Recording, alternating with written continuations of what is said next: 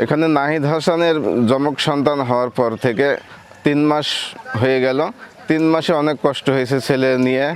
আমাদের স্বাস্থ্যমন্ত্রী সাহেব এই জিনিসটা তিনি জানতে পেরেছেন এবং সরকারও এটা জানতে পেরেছেন।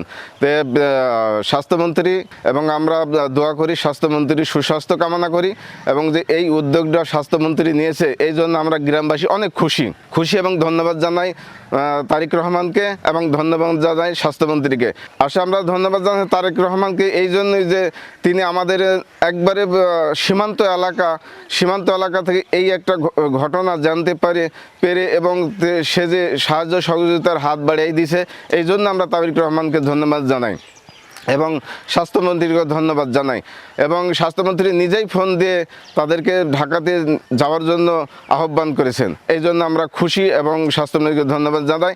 আরও জানাই যে গ্রাম থেকে যেতে হলে, এখান থেকে যেতে হলে 1-2 জন লোক না, প্রায় 5-6 জন লোক যাবে ঢাকা মেডিকেলে।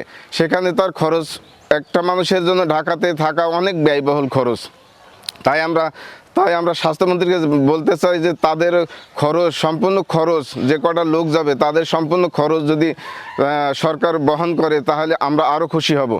এবং এই সরকার যদি তাদের অপারেশনের মাধ্যমে দুখণ্ডিত করতে পারে, করার পরেও যদি এই সন্তানের সমস্ত দায়বহর এবং সরকারকে নেওয়ার জন্য আমরা অনুরোধ করব। এই জন্য সরকার যদি আমাদের এই ছোটো বাচ্চাগুলার দায়ভার নিয়েছে এবং যদি একবারে যতদিন তারা এই দুনিয়াতে বেঁচে থাকবে, এই বেঁচে থাকা পর্যন্ত সরকার যদি তার সমস্ত ক্ষয় খরচ চালিয়ে যায় এবং লেখাপড়ার খরচ চালায়, তাহলে আমরা গ্রামবাসী আমরা অনেক খুশি হব এবং আমরা স্বাস্থ্যমন্ত্রীকে আরও ধন্যবাদ জানাবো।